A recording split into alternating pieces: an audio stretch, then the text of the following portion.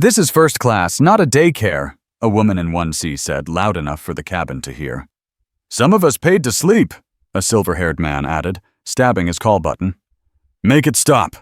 Ava's scream tore through the aisle, raw, relentless, bigger than her tiny body.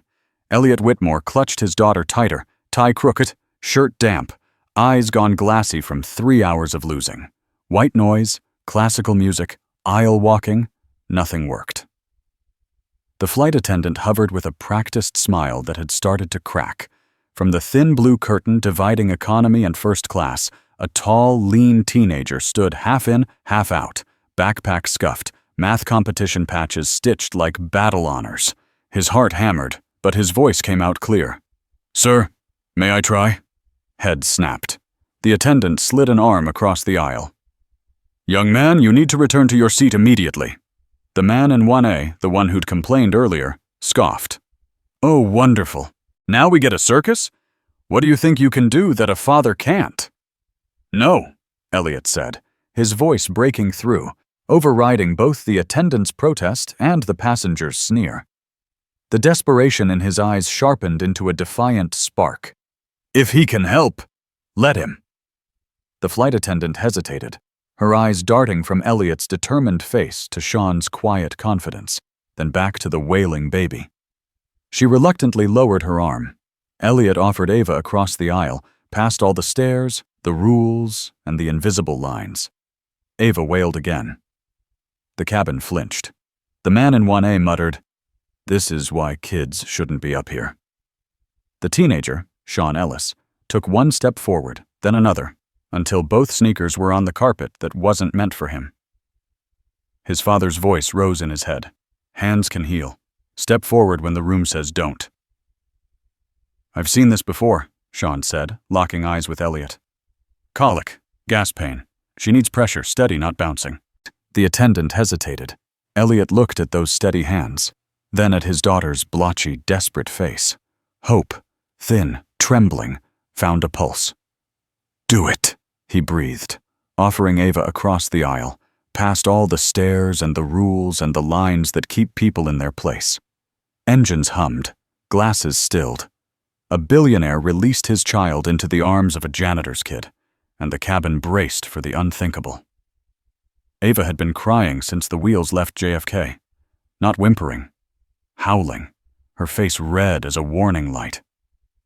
Every few minutes, the pitch climbed higher, slicing through the cabin like feedback from a busted speaker. Elliot Whitmore paced the narrow aisle of first class, bouncing his daughter against a designer shirt, now stained with formula. He tried everything: fresh diaper, warm bottle, white noise app, even Bach's Air on the G-string piped through his phone speaker. Nothing dented the storm. Sweat tracked down his temple. The polished CEO veneer was gone. Passengers shifted in their plush seats, irritation thick as the pressurized air. A man in 1A sighed loud enough for the row behind to hear. "Unbelievable. This is supposed to be a premium cabin." Across the aisle, a woman dabbed at her glass of champagne, voice sharp. "Someone needs to get control of that baby, or put them in coach." The flight attendant offered another pacifier, her smile fraying at the edges. "Maybe she just needs to cry it out," she whispered, though her eyes said, "Please fix this." 30 rows back, Shawn Ellis watched from seat 38B, shoulders pressed against the window. He'd been gripping the strap of his backpack so tight the patched fabric dug into his palm. Each wail from the front sent a jolt through him, half sympathy for the child, half ache from memories of his baby sister's nights of colic. He scanned the scene, the CEO's desperation, the way first-class faces hardened like closing doors. It wasn't just about noise, it was about lines people drew around who belonged in comfort. Shawn had seen those lines before, in stores, on sidewalks, in the hush that follows when a black kid steps too far into a room. He tugged at the cuff of his thrift store hoodie, trying to block out the ache. But Ava's cries cut through, raw and human, louder than any unspoken rule. A voice from the galley floated back, low but heavy with judgment. "Maybe he should have hired help before bringing a baby up here." Shawn felt something in him tilt, toward the aisle, toward a choice. He could stay invisible. or step where people like him weren't expected to stand. The crying rolled on, daring someone to act. The roar of the cabin dimmed, sliding into another sound. Floor polish humming under a janitor's buffer. Detroit. 2 nights before. Leroy Ellis, mid-40s, broad shoulders inside a faded work shirt, guided the machine across a marble corridor in a downtown office building. His son, 17-year-old Shawn, crouched on a crate near a mop bucket, notebook propped against his knees. Equations marched down the page in pencil, steady as drum beats. Leroy cut the buffer, wiping sweat with the back of a calloused hand. "Boy, you plan on conquering the whole textbook tonight?" Shawn kept his eyes on the proof, a smile tugging one corner of his mouth. "Almost done. If I solve this, I'm ready for London." From a side doorway came Rosa Ellis, Leroy's mother, silver hair tucked under a scarf, cardigan hanging loose on her shoulders. She carried a styrofoam cup of tea and set it beside Shawn before easing herself down to his level. "Hands can build," she murmured, placing her palm over his fingers, smudged with graphite. "Hands can soothe. Don't forget either." Her touch was rough from years working hospital laundry, but warm, the kind of warmth that had rocked Shawn through fevers and stitched Leroy's uniforms when paychecks ran short. Leroy leaned on the handle of the buffer, eyes soft. "Your grandma's right. A sharp head's fine, but it's what you do for folks that lasts." Outside the glass doors, Detroit glowed in sodium light. Buses rumbling, a siren fading down an avenue, bass from a corner bar beating like a second heart. Rosa pulled a folded church bulletin from her pocket and slipped it between Shawn's notebook pages. A line scrawled in pen read, "Go make us proud." "Tomorrow you ride that plane," she said. "Remember where you come from, and when doors feel heavy," she tapped his knuckles, "these hands can push them open." Shawn closed the book, nodding. The scent of waxed floors and sweet tea wrapped around him, grit stitched to grace. Back in row 38B, the echo of Rosa's voice steadied him against Ava's cry, a reminder of the strength waiting in the hands he carried forward. Shawn gripped the armrest of 38B, pulse drumming against the vinyl. Up front, Ava's cries tore through the cabin, raw and endless. Every wail felt like a shove, daring someone, anyone, to cross the invisible line.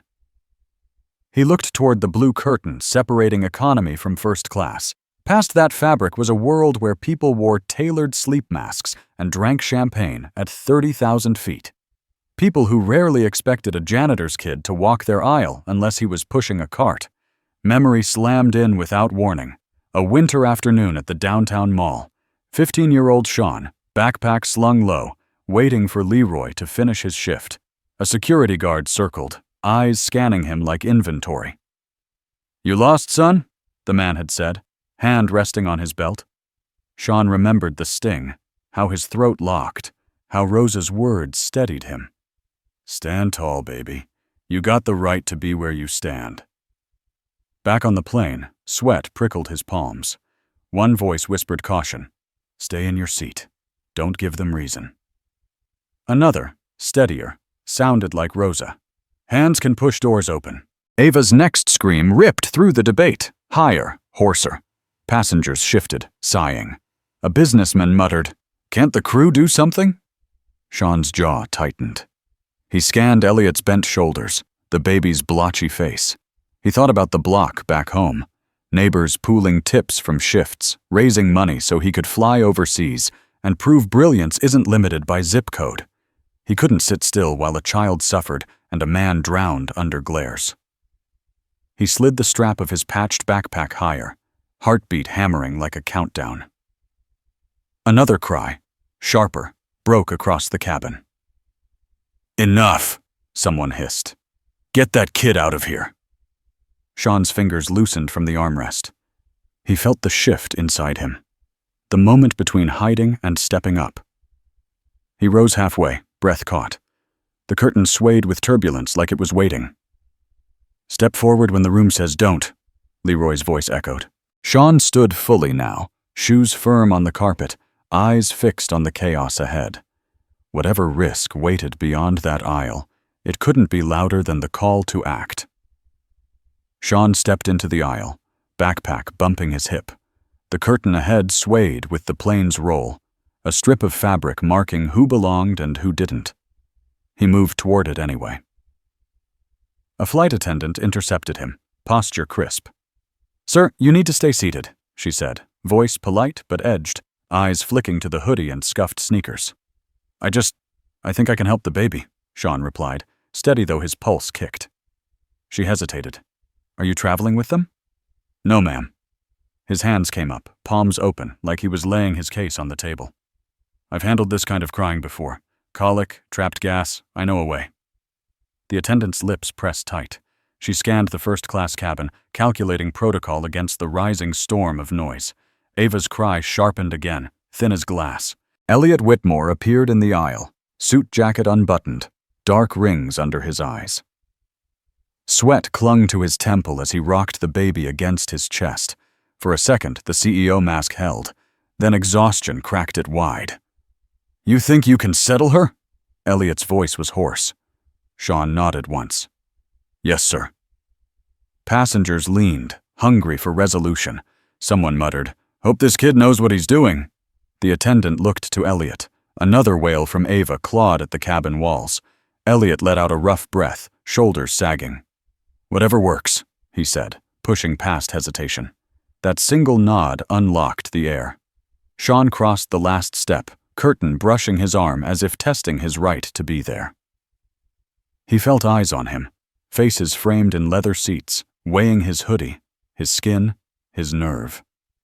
For an instant, the old mall memory tried to drag him back to the seat, but Rosa's voice cut through. "Push doors open, baby." Shawn squared his shoulders. "Tell me what you've tried," he asked, tone low, respectful but firm. Elliot listed bottles, diapers, lullabies, each failure a notch in his fatigue. Shawn listened, fingers flexing once at his side. "Okay," he said. "Let me hold her. I'll keep it gentle." The attendant shifted just enough for him to pass. With one breath, Shawn stepped fully into first class, ready to prove that the boy from the janitor's block could quiet the billionaire's storm. Shawn slid his hands beneath Ava with the care of someone picking up a live wire. "I've got you," he murmured. Not to Elliot, to the baby. He settled her along his forearm, tiny belly down, chin nestled in the crook of his thumb. His other hand shaped to her back, fingers finding the track of her spine. "Steady pressure," he said softly, a note for Elliot and the hovering attendant. "Not bouncing. Bouncing makes the nerves shout." Ava wailed, a last flare of protest. Shawn's palm began a slow, rhythmic press from shoulder blades to the small of her back, 1 inch at a time. Count of 3. Release. Again. The motion matched the engine's drone like a metronome buried in the metal. He leaned in and hummed, low, mwam, the old church room lullaby Rosa used to hum in the nursery after service. Not words, just a tune you felt under your ribs, the kind the elder ladies fanned to while babies melted against their Sunday dresses. The first shift was tiny, Ava's fists unclenched, her cry thinned. Shawn kept the rhythm, an unbroken line of touch and sound. "Breathe with me," he whispered, pacing her breaths with his own, slow and sure. All around, first class held its breath. The banker in 1A froze with his finger on the call button. The woman with the champagne set her glass down without a clink. The attendant's practiced smile went still. Whimper, hiccup, silence. Ava's face softened. Her lashes fluttered, confused, then settled. A tiny sigh. The weight of her body changed in his hands. The way babies do when they surrender to sleep and the fight leaves their limbs. Shawn didn't stop. 2 more passes down the spine, lighter each time, sealing the calm. He shifted her slightly, supporting the back of her head with the flat of his knuckles, keeping her airway clear. He knew the shape of relief when it moved through a child. He'd ridden it in dark Detroit kitchens at 3 a.m., counting heartbeats against Rosa's old clock. Elliot exhaled like air leaving a punctured tire. His shoulders dropped as if someone had lifted a suitcase off his back. He stared at Shawn the way a man stares at a shoreline after too long in rough water. What did you just do? He whispered, because the moment felt like a place where loudness wasn't allowed. Shawn kept his voice low, still riding the rhythm. Trapped gas. Overstimulated nerves. Firm, even pressure down the paraspinals. The hum helps reset. Babies read your calm. A soft question floated from somewhere behind leather headrests. Is she really asleep? Ava answered with another tiny sigh, lips parting, breath steady as a clock. The attendant's eyes shone. Remarkable, she breathed, more to herself than anyone. Shawn nodded once, as if they'd merely solved a simple equation. He angled the baby toward Elliot. Keep her like this for a minute, he said. No rocking, just hold. Elliot obeyed instantly, an executive taking direction. The room noticed the switch. The billionaire following the boy from row 38B. For the first time that night, the center of gravity moved. Somewhere a glass touched down. A sneaker squeaked against carpet. The engines kept their soft sermon, and in that hush, the janitor's kid stood steady, hands still and sure, having quieted the loudest thing in the room. Elliot kept staring at the baby now sleeping against his chest, as if waiting for the quiet to break. When it didn't, he looked up at the teenager standing steady in the aisle. Kid, who are you? The question came out half whisper, half plea. Shawn shifted his weight, suddenly aware of the leather seats, the polished shoes, the people still watching. He cleared his throat. Shawn Ellis, sir. From Detroit. His voice steadied. I'm headed to London for the International Math Olympiad. The words landed like an unexpected chord. A few passengers traded looks. Math Olympiad wasn't what they'd expected from a boy in a hoodie. Elliot blinked. Math Olympiad? Yes, sir. Shawn hitched his backpack higher. The strap was frayed, fabric patched with bright badges, state finals, regional qualifiers, a hand-stitched crest from his church youth group that had helped cover his ticket. The cloth smelled faintly of wax and bus rides. A man in 1A raised a brow. He's a competitor? That's right, Shawn said, eyes level but polite. Been working on proofs since middle school. My block back home raised money so I could represent. The socialite who'd complained earlier studied him now, champagne forgotten. Her tone softened despite herself. All that. And you know how to calm babies? Shawn allowed a small smile. Little sister had bad colic. Nights were rough, but Grandma showed me how to settle her. I just kept learning. Elliot glanced at the patched bag again, at the quiet competence in Shawn's hands. The CEO in him filed facts, problem-solving, calm under pressure, community behind him. Something shifted in his expression, part curiosity, part respect. Detroit, huh? He said, voice low. You've come a long way from there to here. Shawn nodded once. People back home believe in me. I'm trying not to waste it. A hush stretched across first class, different from the tense silence before. This one felt like the room adjusting to new math, recalculating who this boy might be. Elliot held Ava a little closer, then met Shawn's eyes. Well, he said, the edge of a grin tugging at exhaustion. You just did something my whole staff of experts couldn't. From somewhere behind, a quiet murmur rose. That kid's the real deal. The cabin settled into a new balance. Billionaire and baby on one side, janitor's son on the other, connected by calm, by skill, by a story none of them had seen coming. A hush settled over first class, soft as a quilt. Ava slept against Elliot's chest, her breath warm through the cotton. Shawn stood nearby, hands loose at his sides, the calm still clinging to him. Images flickered behind his eyes. Detroit, kitchen light pooling across chipped linoleum. A baby's cry cutting through the night. 16-year-old Shawn bent over a cracked phone, scrolling an old medical app on borrowed Wi-Fi. On the table lay a rag doll he'd sewn from a t-shirt, belly stuffed with rice. He pressed along its back, copying diagrams glowing on the screen. Rosa rocked tiny Maya in an armchair, voice low, humming the same tune Shawn had just used. She paused to look at him, eyes fierce, hands lined from decades of hospital laundry. If the Lord gave you steady hands, boy, she'd said, use 'em to heal. not just to hustle. Leroy worked a late custodial shift down the hall. The smell of wax drifted in when he opened the door to check on them. "Almost there, champ?" he'd asked, half smile, half fatigue. Shawn only nodded, testing the rhythm again, determined to ease his sister's pain. Back in the cabin, Shawn let out a small breath. "That's where I learned," he said quietly, not looking for applause. Just fact. Couldn't stand to see her hurting. Elliot studied him, hoodie, patched bag, the poise of someone older than 17. Around them, passengers who'd once bristled at noise now watched a story they hadn't expected. A boy from Detroit teaching himself to soothe, not just solve equations.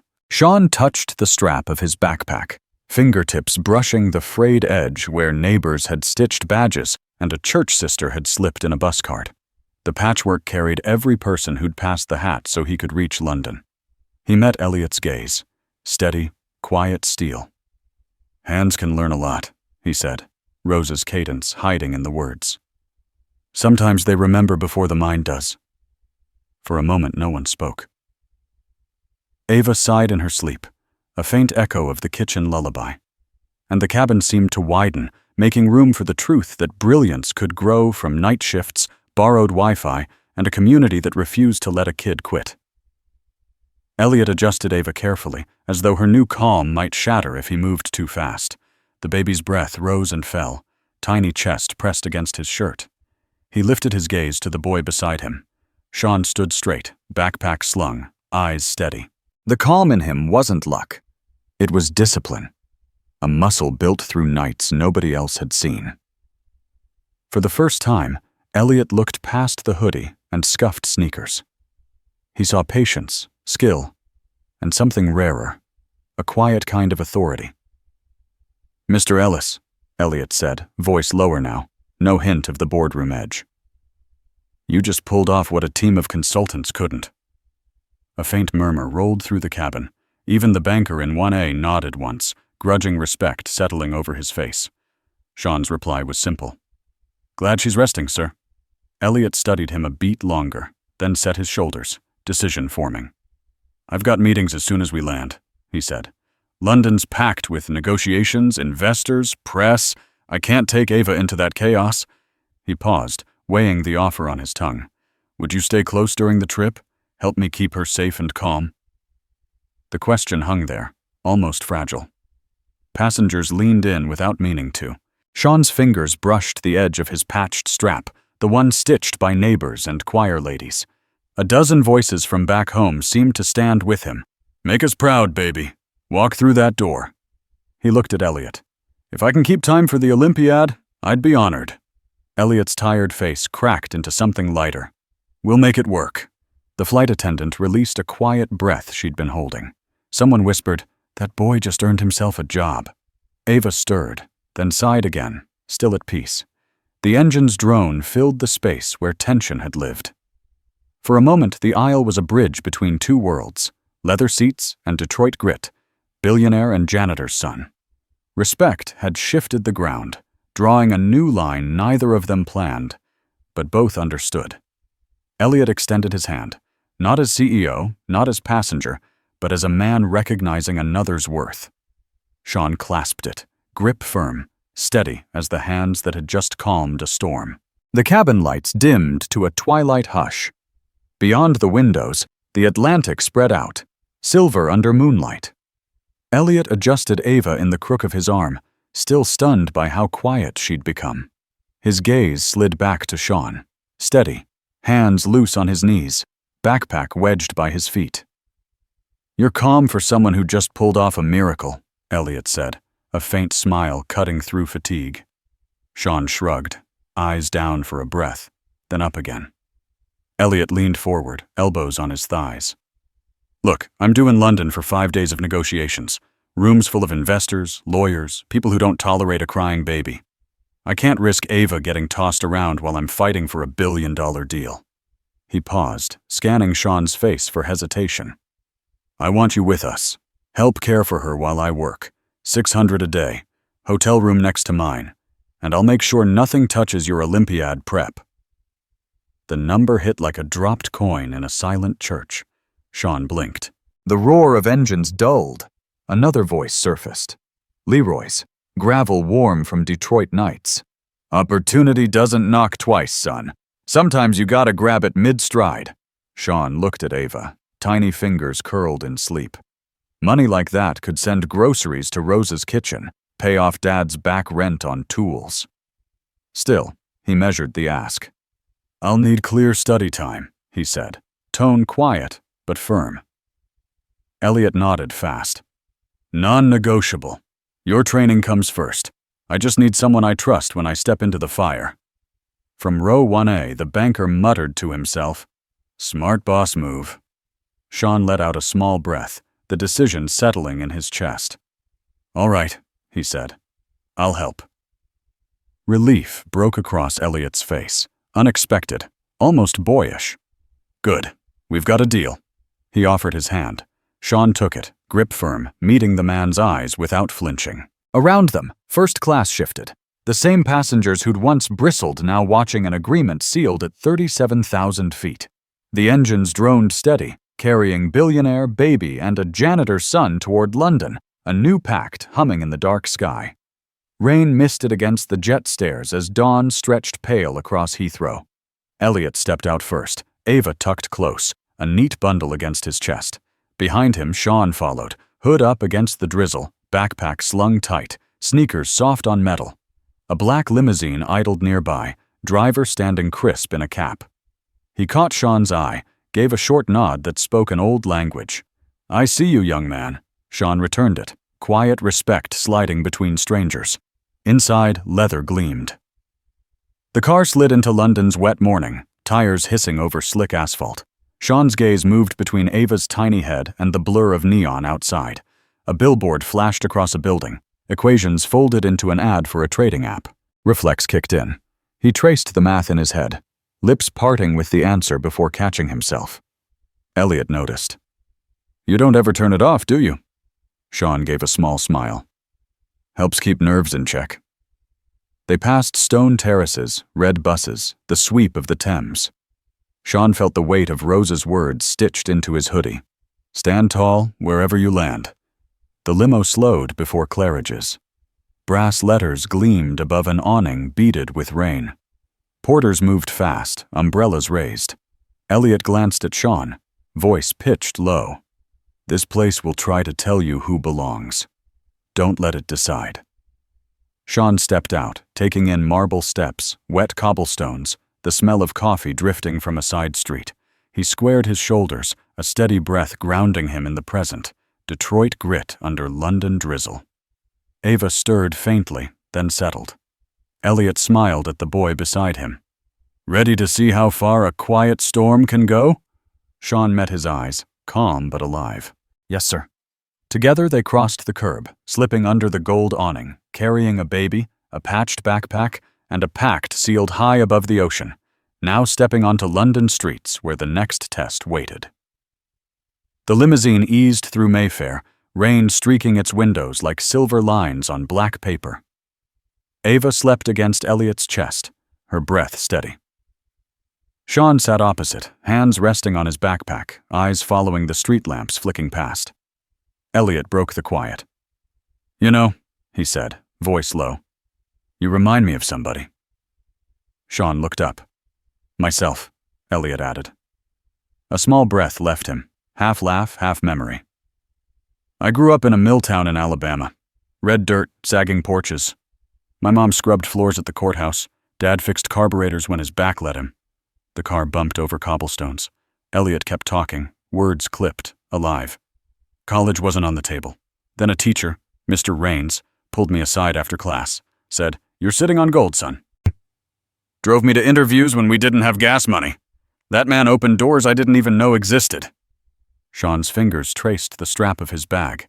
He saw Rosa's kitchen, Leroy's mop, the envelope neighbors passed around for his ticket. He nodded once. I've had folks like that too. Your grandmother? Elliot asked. Her. My dad. People back home. They don't have much, but they keep the light on for kids who might make it. Elliot studied him. That's the thing, he said quietly. Talent's only half the math. Somebody's got to see you, push you forward. A flash of a billboard outside. Bold type. Invest where it counts.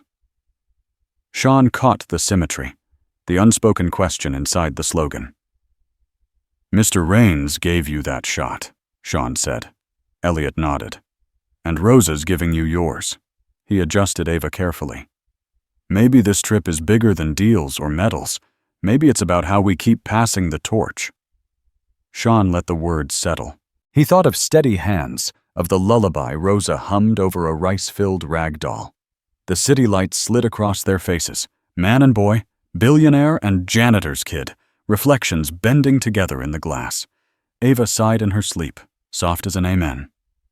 For a moment, silence held, a thin electric line between two stories born miles apart, now running side by side through London rain. A drizzle clung to London stone as Shawn stepped into the Royal Institution. Inside, the hall blazed, chandeliers raining light across polished wood. Flags from 60 countries rippled, their colors bright against deep walls. Rows of students filled the seats, sharp suits, worn hoodies, anxious hands clutching badges. Shawn kept to the edge for a breath, backpack heavy with more than books. Then he squared up, shoulders set the way Rosa had taught him. On stage, a man approached the podium, tall, black, salt at his temples. Marquise Blake, mathematician, author, legend. His presence had the stillness of someone used to rooms listening. He scanned the crowd, eyes lingering for a beat on Shawn before sweeping on. Brilliance, Blake began, voice deep and smooth as organ chords, doesn't belong to one zip code, one passport, or one paycheck. The room hushed. It lives everywhere. Red dirt roads, row houses, schoolrooms where ceilings leak in the rain. He leaned forward, words cutting clean. But brilliance survives only if somebody believes it deserves the light. Applause cracked, quick then full. Shawn felt the words land, steady, heavy, alive. A boy beside him whispered, "He's talking about us." Shawn's lips curved, half grin, half vow. He thought of Detroit nights, Leroy's mop, Rosa's hum over Maya's cries. He thought of Elliot's hand, warm against his, sealing a deal at 37,000 feet. Blake raised a hand and the hall stilled again. "This week isn't just numbers on paper," he said. "It's proof talent can rise, if you fight to keep the door open behind you." A camera flashed. The light caught Shawn's patched strap, badges stitched by neighbors. Blake's gaze swept the floor once more. "Stand tall, solve hard, show the world what it keeps overlooking." The applause this time was louder, sharper, like thunder finding its echo. Shawn joined it, palms stinging, heart racing a tempo faster than claps. For the first time since the flight, he felt the scale of where he stood. In a hall built for discovery, carrying a block's belief on his shoulders. As students filed toward the competition chambers, flags brushed their sleeves. Shawn stepped forward, spine straight, the hum of Rosa's lullaby somewhere beneath his ribs. Outside, London rain eased. Inside, a boy from Detroit moved with quiet purpose, part of a story bigger than proofs or prizes, a story about who gets seen when brilliance finally gets its light. The competition hall smelled of pencils and polished oak. Long tables stretched beneath high windows, each seat tagged with a flag. Shawn settled at his station, Detroit patch on his sleeve, badge clipped neat. A booklet waited, crisp pages, heavy with promise. A bell chimed. Silence fell like a curtain. He opened to the first problem, a web of numbers, lines tangled in neat chaos. Combinatorics. He traced the diagram with his eyes, fingers drumming once against the wood. Around him, pens scratched fast, nervous starts, frantic formulas. Shawn leaned back a fraction, scanning. Patterns flickered, faint at first. Groups hidden inside groups, balance hiding in mess. He felt the old kitchen rhythm, the way Rosa rocked Maya, slow and steady, syncing with the structure before him. He jotted one line, another, paused. If I split here, symmetry breaks clean. A grin ghosted across his face, small and quick.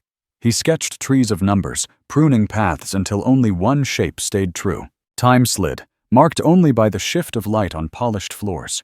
A boy across the aisle sighed, rubbing his temple. Shawn kept moving, quiet and precise. He thought of Elliot upstairs with Ava, trusting him with calm. Thought of the people back home who'd scraped coins for his flight, all of them betting on his focus. Halfway through, he hit a snag, variables looping back, stubborn. His pencil hovered. Then he remembered Rosa's old phrase, hands steady, eyes clear. He breathed, redrew the diagram smaller, edges sharp. The answer popped free, clean as a snapped branch. He wrote it out, neat strokes, checked twice. A proctor walked past, heels soft on wood. She glanced at his page, expression unreadable, and kept moving. Shawn flipped to the last question, adrenaline quiet now, replaced by that deep calm that came when logic locked into place. He built the final proof with care, each step solid as bricks. The closing bell rang. Students exhaled like one body.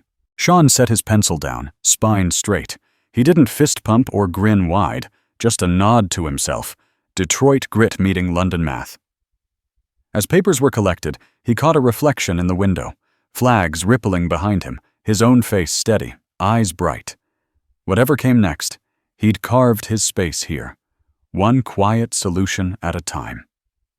Evening pressed soft against the hotel windows, rain trailing lines over the city lights. Shawn sat on the edge of the bed, competition badge still clipped to his hoodie. The silence after round one felt heavier than the test itself. He scrolled through his phone, thumb hovering. Then he hit call. Jada's face filled the screen, braids tucked under a Detroit Lions cap, smile wide. Behind her, the block gathered, Leroy leaning on his mop handle, Rosa perched in her armchair, kids crowding a kitchen table. Someone had dragged in a laptop, its cord snaking across scuffed linoleum. "Look at him!" Jada whooped. "Mr. London himself!" Laughter burst through the speaker, warm and jagged. Shawn tried to hide a grin. "Y'all stayed up?" Rosa's voice cut through, steady as ever. "We ain't about to sleep while our boy's out there solving the world." More cheers, pots clanging like church bells. A neighbor called, "Bring that medal home!" Shawn laughed, but it broke quick. The weight slid back in, expectation, miles heavy. Jada caught it. "Talk, Shawn. What's running through your head?" He hesitated. "It's a lot. They're good, real good. Sometimes I wonder if I belong in that room." Silence on the line. Then Rosa leaned closer to the camera, eyes sharp under soft light. "Baby, the room wouldn't be right without you. Don't you shrink for nobody." Leroy lifted his coffee mug. "Remember what I told you?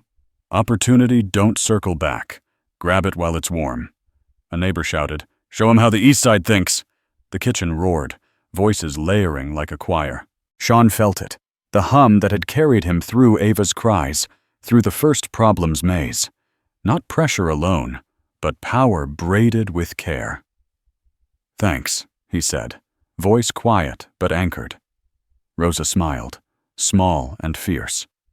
"We already proud. Win or not, you finish what you started." The call ended, screen fading to black. Shawn stared at his reflection in the glass. A boy. A storm. A promise stitched into every patch on his bag. Outside, London traffic hissed along wet streets. Inside, resolve settled sharp in his chest, the block's echo steadying his breath for whatever the next round demanded. Morning leaked through Claridge's curtains, a pale stripe across the carpet. Ava's small whimper cut through the hush. Shawn crouched by the crib, hoodie sleeves pushed back. He lined up wooden blocks on the rug, red, then 2 blue, 3 yellow. Calm, deliberate. Ava blinked at the colors, breath hitching. Her fist opened, curiosity replacing tears. Shawn slid a green block to finish the run. "See the rhythm?" His voice barely above a whisper. She reached, tapped the cube, giggled once. Across the room, Elliot leaned against the doorframe, coffee cooling in his hand. He watched the boy's steady fingers, same ones that stilled a storm at 37,000 feet, now coaxing a baby toward quiet. "Patience like that," Elliot said, voice low. "Money can't buy." Shawn glanced up, half smile. "Where I'm from, patience is survival." He set another sequence, spiral this time, numbers hidden inside colors. Ava followed, eyes wide. She knocked a block. Shawn caught it mid-roll, reset without pause. For a moment the suite felt less like luxury and more like a workshop. Puzzle pieces, soft breath, purpose humming in the air. Elliot took a step closer, studying the boy, the calm, the math braided into care. You ever think how rare that mix is? Shawn shrugged lightly, eyes still on Ava. Never had space to overthink, just had to figure things out. Ava yawned, heavy-lidded now. Shawn tucked Rosa's stitched blanket around her, smoothing a corner with the same careful touch he'd used on equations. Elliot caught the detail, the patchwork fabric, tiny stitches made by someone who believed in this kid enough to sow warmth into his journey. Outside, horns blared on wet streets. Inside, quiet settled like a promise. Ava curled her fingers around one red block, clutching it against her chest as she drifted off. Shawn froze, then grinned. Small, private. Elliot's brow lifted, a spark of respect in his tired eyes. That single moment, baby gripping proof of order, boy holding stillness in his hands, drew a clean line through the room. Detroit grit, London glass, and a billionaire silently admitting he'd just seen something priceless. The second day brought group tables and sharper stakes. 4 chairs faced a single sheet of complex instructions. Shawn slid into his seat, badge flashing. Across from him, Talia Grant adjusted her blazer, quick eyes scanning the text. A prodigy from Atlanta, she carried herself like the room owed her a clear lane. Graph theory, she said, pen already moving. We split nodes evenly. Shawn frowned at the map of traffic lines printed across the page. Even's neat, he said, but cities don't run neat. Weather, buses late, folks cutting corners, you gotta weigh that. Talia shot him a look, half challenge, half curiosity. You modeling chaos? Modeling people, he replied, voice calm. For a tense minute they worked at cross angles, her columns crisp, his sketches jagged. A teammate from Brazil glanced nervously between them. Shawn tapped the page. Overlay your plan on this. He slid his scribble across, pressure points marked, shortcuts flagged like street corners back home. Talia studied the mix, brow lifting. That actually holds. They bent over the sheet together, ideas sparking. Equations sharpened, lines redrawn. The German teammate grinned. We might place high. When the bell rang, their solution stood clean. Numbers locked tight. Results posted fast. Team 12, 3rd place overall. Applause rippled through the hall. Talia glanced at Shawn, lips curving into something almost proud. Not bad, Ellis. Shawn gave a quiet nod, shoulders easing.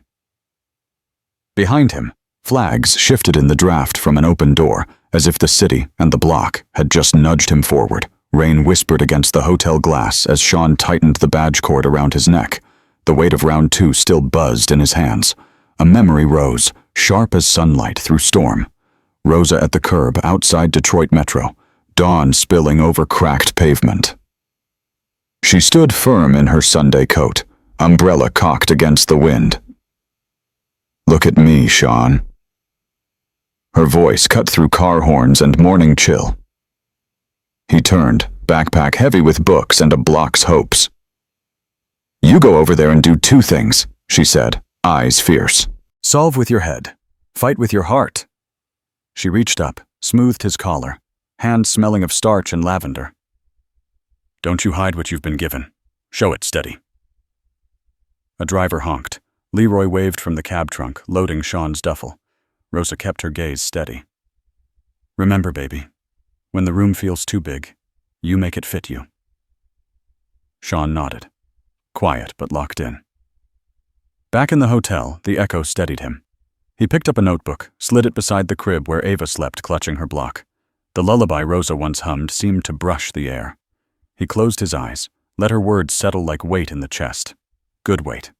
The kind meant to anchor you.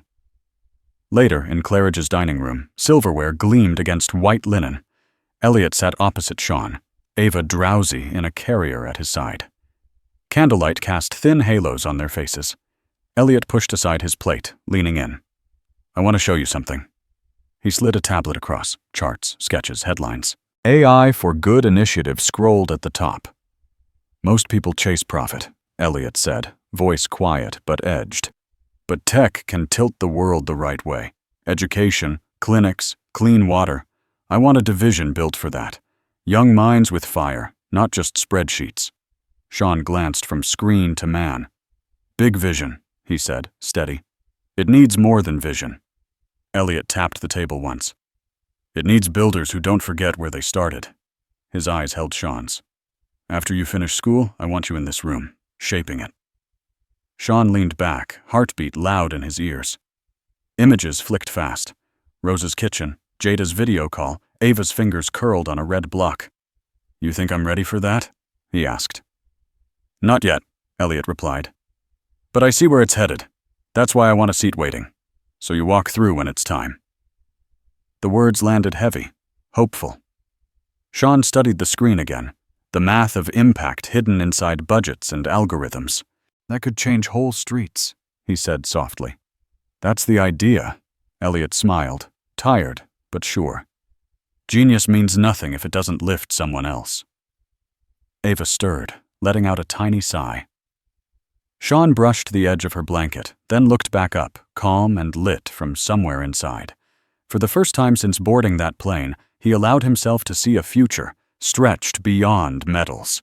A future where his hands could solve, steady, and build something wide enough for every voice that had carried him here. A piercing shriek tore through the sweet silence. It wasn't a faint cry, but a scream of pain. Shawn was on his feet, moving to the crib. Ava was burning against his palm, her tiny body twitching. Elliot burst out of the bedroom, his usual composure replaced by sheer panic. What's wrong? Call the doctor. Call someone. Shawn pressed his hand to her forehead. Hot as fire. This isn't a normal fever, he said, his voice urgent but controlled. It's a febrile seizure.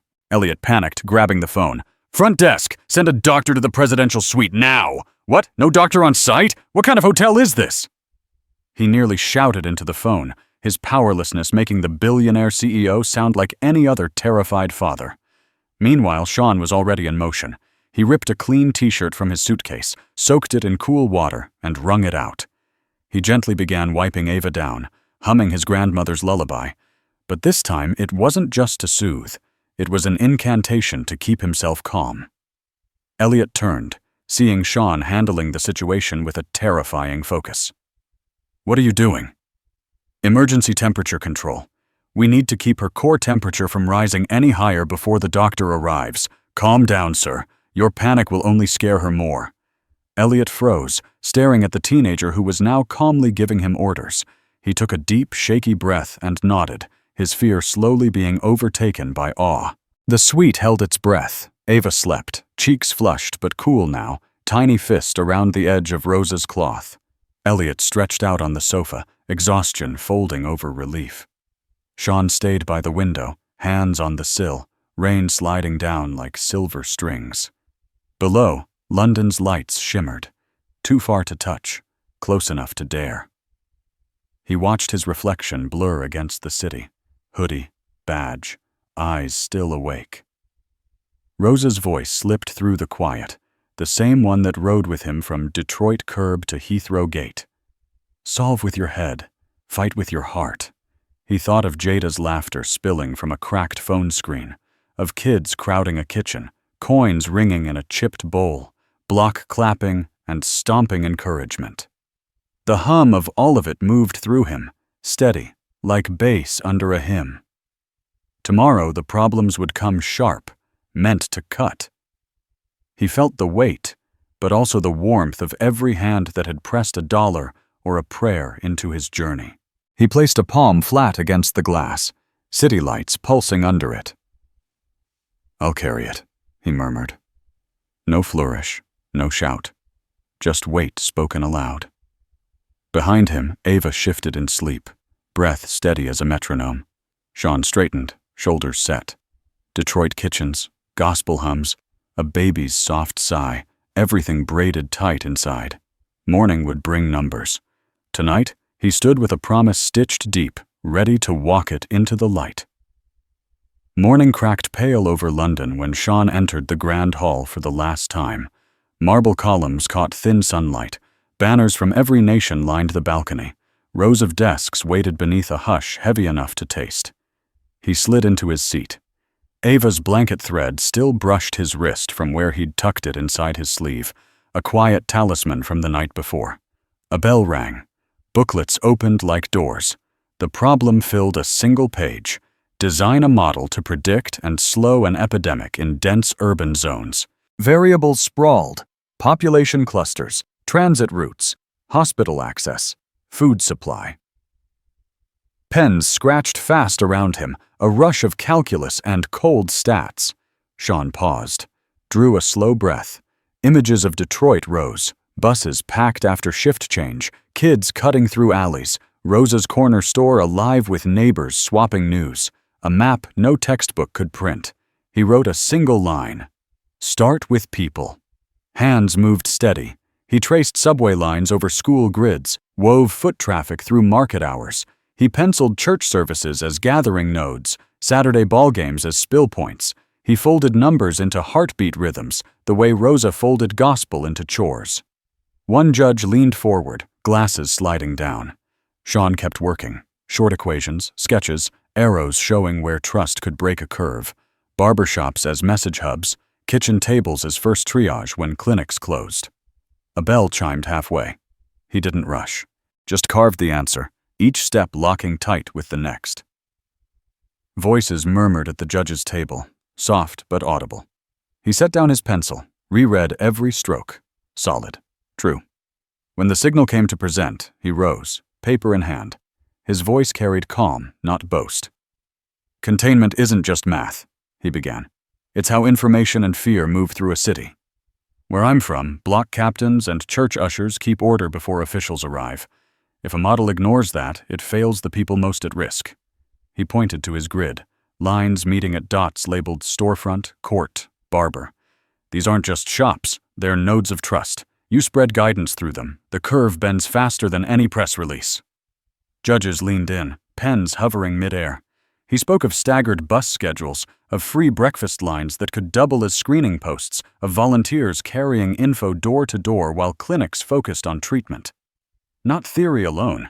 Detroit memory fused with numbers. When he finished, silence hung a beat too long. Then the head judge nodded, slow and deliberate. Mr. Ellis, you've given us a model and a lens. Another judge whispered to a colleague, eyes still on Shawn's paper. Shawn felt warmth rise. Not applause yet, but the weight of being seen. He folded the paper neat, pulse steady. Somewhere outside, church bells rang noon across the city. Inside, a boy from the block had turned streets and stories into proof, and the room felt the truth of it settle like sunlight after rain. Shawn stepped onto the small platform, paper in one hand, the other resting easy by his side. Sunlight slanted through the tall windows, slicing gold across the floor. Rows of faces watched. Judges, competitors, Elliot in the back with Ava balanced on his arm. Marquis Blake leaned forward, chin on knuckles, eyes alert. Shawn set the paper down. A breath. Then his voice. Low, clear, carrying the quiet weight of the block behind him. An outbreak doesn't just follow numbers. It follows people. He moved a hand over the grid he'd drawn. Lines curling around dots marked with quick sketches. Barbershop chair, church pew, basketball court. These, he said, are where trust lives. If guidance reaches them first, fear never gets the upper hand. The room leaned closer. He mapped buses rerouted so grandmothers could reach clinics. Showed weekend leagues doubling as info posts. Folded equations with rhythms learned on cracked sidewalks. Gospel spilling from open doors. Every point balanced rigor and memory. Detroit streets meeting London marble in a single stroke. Talia sat straighter, lips pressed, respect alive in her eyes. Marquis nodded, slow, a smile lifting the edge of his beard. Shawn closed with a final line, voice steady as a preacher's benediction. Math is the tool. People are the cure. A beat of silence, thick as choir air before the shout. Then applause cracked, sharp, rising fast. Judges stood first, papers forgotten. Marcus clapped, full palms, eyes bright. Talia joined, grin wide now. Competitors followed, a ripple of hands and cheers filling the hall. At the back, Elliot rose. Ava perched high.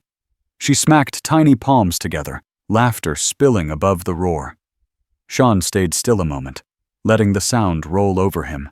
The echo of neighbors, Rosa's hum, Leroy's nod folded inside every clap. He bowed his head once, a quiet thank you to the block, then looked up into the light. The hall reset into ceremony, but the air still held heat from applause. A single envelope rested on the lectern. The head judge opened it slow, eyes sweeping the room. In first place. A pause stretched, long enough for Shawn to feel Rosa's hand steady on his shoulder, though she was miles away. Shawn Ellis, United States. The crowd broke wide. Cheers, feet stomping wood. Flags trembled on thin poles. Ava clapped so hard Elliot had to catch her sleeve. She squealed, light bouncing off chandeliers. Shawn rose, walked forward through the sound. His sneakers whispered against polished boards, every step stitched with nights in Detroit kitchens. The envelope of coins, a fever cooled under moonlight. The trophy caught light as they placed it in his hands. He felt its weight, heavy but good. The kind that says, "This is real." Marquis clasped his shoulder. "Carry it home," he said, voice rough with pride. Talia leaned in, grin soft now. "Told you belonged." Elliot stood tall, Ava balanced against his chest, smiling like he'd just watched a future form in real time. Shawn turned toward the hall, trophy high enough for the block to see, even from across an ocean. The applause surged one last time, filling the chamber like Sunday morning voices. For a heartbeat, Shawn simply stood there, boy from the block, champion of numbers, keeper of hands steady enough to hold both fever and proof. He let the sound settle deep, then stepped down, ready to carry everything that had carried him. Evening slid down over London, soft rain tracing the windows of a private room at Claridge's. A long table gleamed beneath low lamps, trophy at its center, still catching stray sparks of light. Shawn sat between Elliot and Marcus, shoulders finally easing. A plate of roasted chicken sat untouched. Laughter rose from a small knot of competitors nearby. Marquis lifted his glass, eyes warm. "You gave them more than math today. You gave them a map." Talia nodded across the table, grin quick and sure. "That curve didn't stand a chance." Shawn smiled, shy but steady. Elliot stood, hand brushing the edge of the trophy. The room stilled, sensing something coming. "There's a reason I brought you here," he said, voice even but bright at the edges. "Today proved what Rosa Ellis poured into you belongs in more kids like you." He slid a small folder across the linen. On its cover, an embossed crest, simple. Rosa Ellis Fellowship. "A fund," he continued, "for Black students who live where math and community meet. Full support, tuition, mentors, space to build answers. The world keeps missing." The name landed heavy and sweet. Rosa's name, stitched now into something permanent. Shawn traced the letters with one finger, slow, reverent. Images sparked quick. Rosa humming over frying onions, Jada waving from the block, coins sliding into a worn envelope. Elliot leaned in, voice dropping to a vow. "Your work today isn't the finish line. It's proof. We build a bridge from your street to every hall like this." Applause rose. Marquise? Talia? Even a server paused in the doorway. Not loud, more like a church agreeing out loud. Shawn breathed in, chest full of gratitude and weight. He caught himself smiling. Not big, just the kind that starts in the bones. He looked at the folder again, thumb resting on Rosa's name, then up at Elliot, silent thanks written in his eyes. Night pressed velvet against the sweet glass. London glittered below, bridges lit, taxis threading narrow streets. Shawn stood by the window, trophy on the sill, Ava warm in his arms. She toyed with the corner of Rosa's blanket, eyes half closed. He let the quiet hold for a breath. The city shimmered in her gaze, tiny lights mirrored in dark pupils. Behind them, Elliot moved softly, giving space. Shawn looked down at Ava, small weight against a chest built from blocks and steady hands. "All this," he said, barely above a whisper. "Because I stopped. Because I chose to help." Ava shifted, cheek pressed to his shoulder, a sigh slipping free, gentle, like the end of a hymn. Shawn turned back to the window. Rain had eased. The Thames caught moonlight, silver and sure. He thought of Detroit kitchens, gospel humming through cracked speakers, neighbors leaning in over domino tables. Thought of Rosa's hands on his collar that morning at the curb. The reflection in the glass showed more than a boy. It showed a thread pulled through fever nights, math scribbles, and a baby's quiet breath. He lowered his head, forehead brushing Ava's hair. A promise took shape, silent, but firm, to lift, to steady, to leave doors open behind him. Outside, bells marked the hour across the city. Inside, the hum of community lived in his pulse. Shawn tightened his hold, eyes still on the lights. A life widened, because one act refused to stay small. Dawn draped Heathrow in pale gold. Jets crouched on the tarmac, breath steaming into the morning chill. Inside the cabin, Shawn settled by the window, trophy tucked into the overhead, Ava dozing against Elliot's chest. Rosa's blanket peeked from her carrier, soft reminder stitched with old songs. Engines rumbled low, a bass note under quiet chatter. Shawn watched service trucks roll past, watched light slide over metal wings. The block flickered through his mind. Jada laughing over a cracked phone, Leroy leaning on his mop, neighbors fanning themselves in summer heat, gospel humming from open porches. All of it threaded through this moment, stitched into the fabric of a boy leaving London with more than a medal. The jet began its slow crawl to the runway. A soft voice filled the intercom, but Shawn's focus stayed on the glass, city skyline shrinking, river glinting like liquid silver. He remembered Ava's fever cooling under moonlight. Rosa's name printed on a fellowship folder. Applause rolling through high windows after his proof cut clean through silence. The plane surged forward, wheels lifting from earth. Gravity loosened its hold. London fell away. Shawn let the hum of ascent settle in his chest. One choice, that moment in the aisle when a baby's cry split the air and every doubt in him said stay seated, had stretched into a road bigger than anything the block had dared to picture. He glanced across the aisle. Elliot looked back, quiet pride resting easy on his face. Ava stirred, sighed, then slept on. Shawn rested a hand against the window, palm catching thin sunlight. A voice rose inside, steady as Rosa's. Never underestimate where kindness can take you. The clouds opened wide, wings cutting through bright air. Shawn breathed in, long and sure.